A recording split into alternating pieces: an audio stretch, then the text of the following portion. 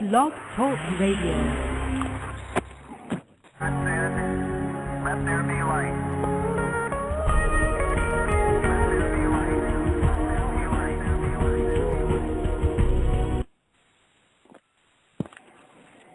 Hi everyone. Welcome to Starseed Radio. I'm Zoh. And I'm Heavenly Butterfly. And tonight we have with us Cory Herter, who has amazing sacred geometry, was it blankets? And They're printed sheets technology, and he has books out. Mm-hmm. And we'd like to introduce you, Cory. You want to go ahead and say hello to everyone?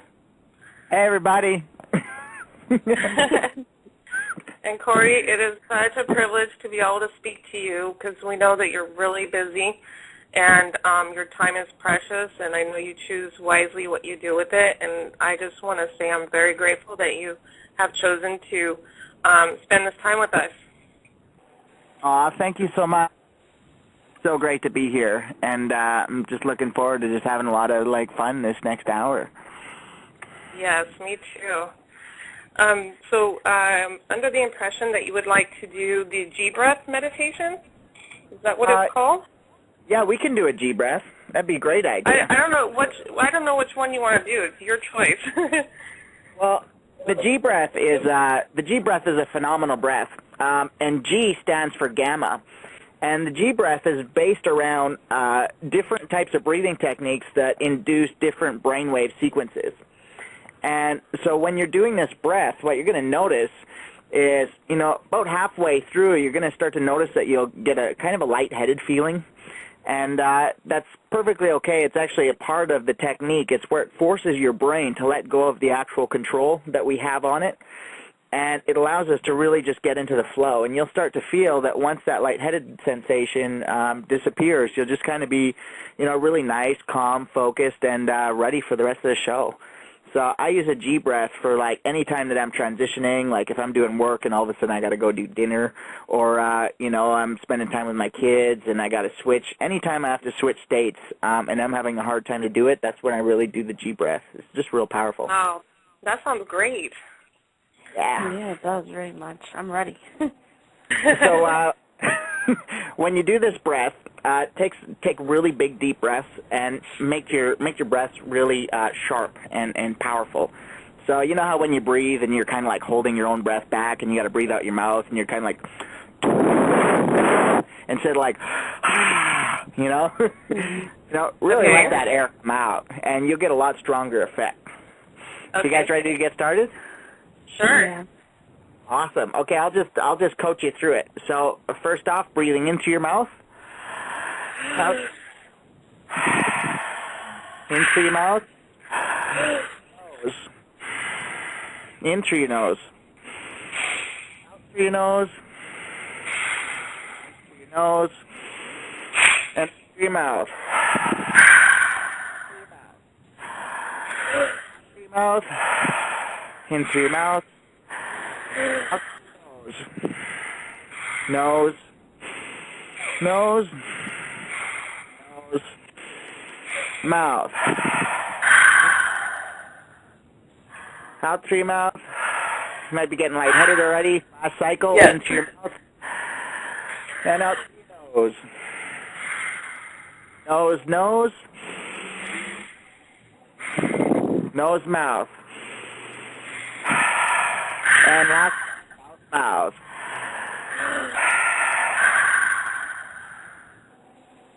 Yeah. So did you guys kind of get that lightheaded sensation a little bit? Oh, definitely. I lost my mind.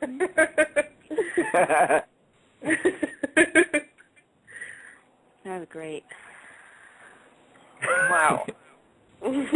It kind of feels like a buzz. Oh, yeah. You see, well, this is 13 breaths, but if you do that normally, like, you know how they say, if you're getting angry, breathe, take 10 big breaths and you'll feel better, but you don't. Yeah. I've done it, I've gotten angry and I breathe, and I'm like, afterwards, I'm still like, ugh. Yeah, yeah. Well, I can totally feel how it detaches the mind. I can really tell. Now, that's the gamma wave, and once you get enough energy flowing through, it's like you force the brain to let go and you get into your flow. And that's what we're really searching for is that gamma wave in the brainwave signatures. So most of like the memory, like the healing that we do, clearing out our memories, clearing out patterns, finding false belief systems, everything is linked to actual memories inside of us. And when you understand that memories are stored inside the actual cells of the body, when you understand that they're actually stored in muscle filaments, and muscle filaments look just like DNA, except our muscle fibers are made of them. And when we push on a point in our body, like a pressure point or somewhere that hurts, or you just push on any point in your body, you trigger your nervous system, and those nerve receptors pull those memories up into your active brain.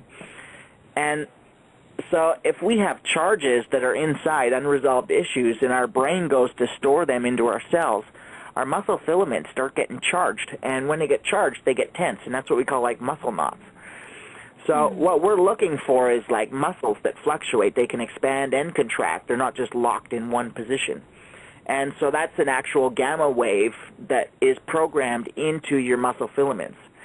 And gamma wave in the brain signature is essentially like enlightenment, and that's kind of what we're all looking for. Except there's actual brain wave sequences that illustrate what enlightenment is and how it's stored in the body. It's really, really cool stuff. Yeah, I can tell you that I really feel it in my heart chakra as well. It's just kind of like made this deep opening, like I don't know how to explain it. I just really feel it in my heart as well. Oh yeah, well, also. You're either in your head trying to figure out where you're going, or you're in your heart and you're living it. There's only two places you can be. Yeah, I feel it in the crown and my heart, definitely. Thank you, Cory, for that. Yeah, before, Cory, I hear that you released a book today. Yes, I did. It just actually happens to be a perfect day to be chatting here, and I didn't even realize that we were going to launch it today. It just happened so magically, and the book is actually called My Journey to the Afterlife. And this book is like, most people know me because I've had like 300 near-death experiences, and when people see me, they're like, "Well, you don't look like you've had 300 near-death experiences," because you expect someone to be pretty beat up and battered and like, definitely formed quite a bit. And so it kind of confuses people, how have you had, 300 near-death experiences? And I promise you, I'm not that clumsy.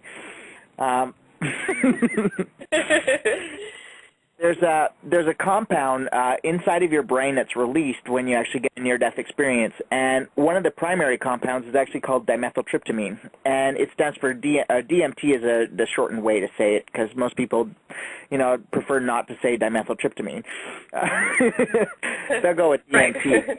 And dimethyltryptamine is actually a hallucinogenic compound that's produced inside the pineal gland, but it's actually produced in more places than just the pineal gland. The majority of your cells actually have it in your body, and pretty much every living organism in nature produces dimethyltryptamine. And if there was like a collective which connects all of us together, it would be grounded in this actual molecule. Wow.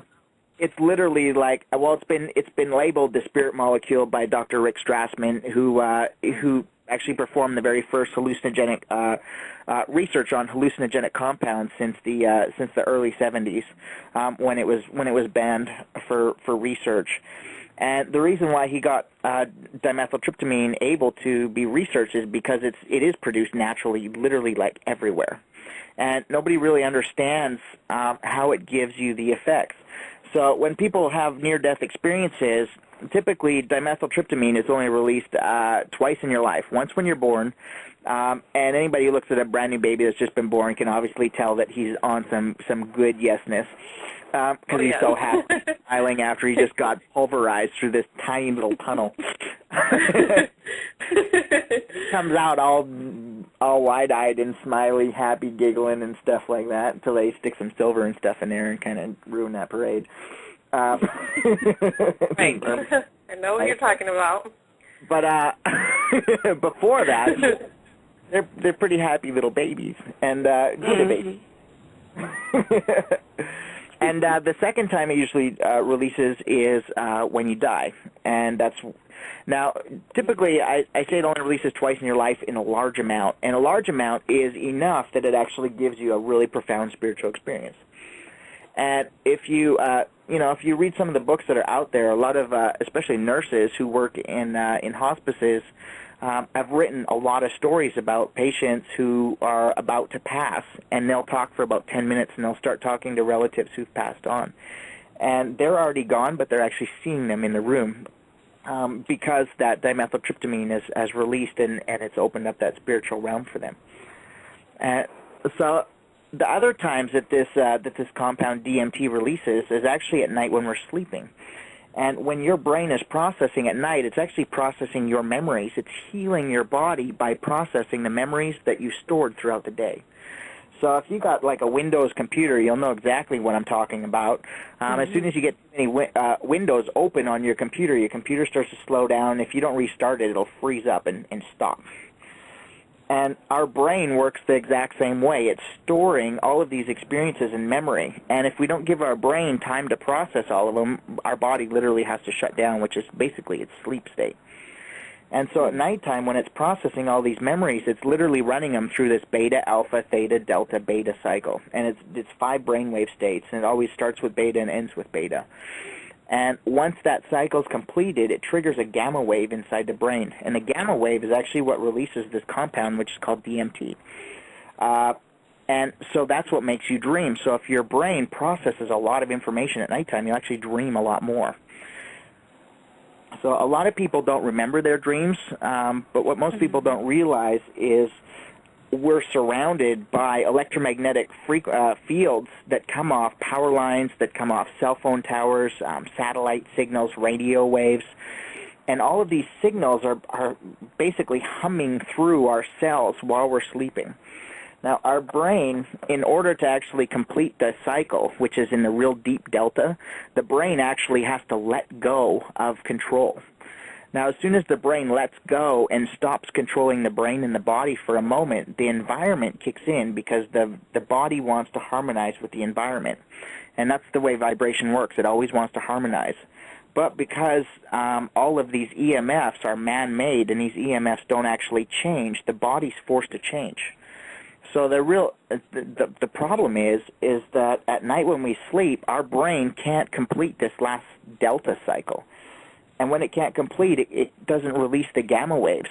And so what we notice, especially as light workers who do a lot of self-development and internal development, we become so evolved on the inside, but for some reason our outside world doesn't reflect what's changing on the inside. And the reason it doesn't reflect that is because of these power lines that are preventing the brain from actually completing the sequence. So this is so important because this is where that gamma wave is where our spiritual self really comes out into our external world. And without that, we'll suppress what true spirituality is, and we'll kind of get lost in a bunch of the opposites and political jargon going back and forth, but we lose the real essence and purpose of who we are and what we're here for. Wow. Amazing. It's powerful stuff, right? And I've never heard you speak of the outer world like that. I've listened to many of your videos and stuff, but that really it rings true. Like, it so makes sense. It's probably impossible for someone's body without some kind of resonator to bring you to the perfect resonation. It's probably impossible to be able to bring forth the goodness in you out, possibly. I'm just, you know. Yeah, it just gets stuck. And then what happens, you know, especially as light workers, we have this whole internal, like, universe that's opening up inside.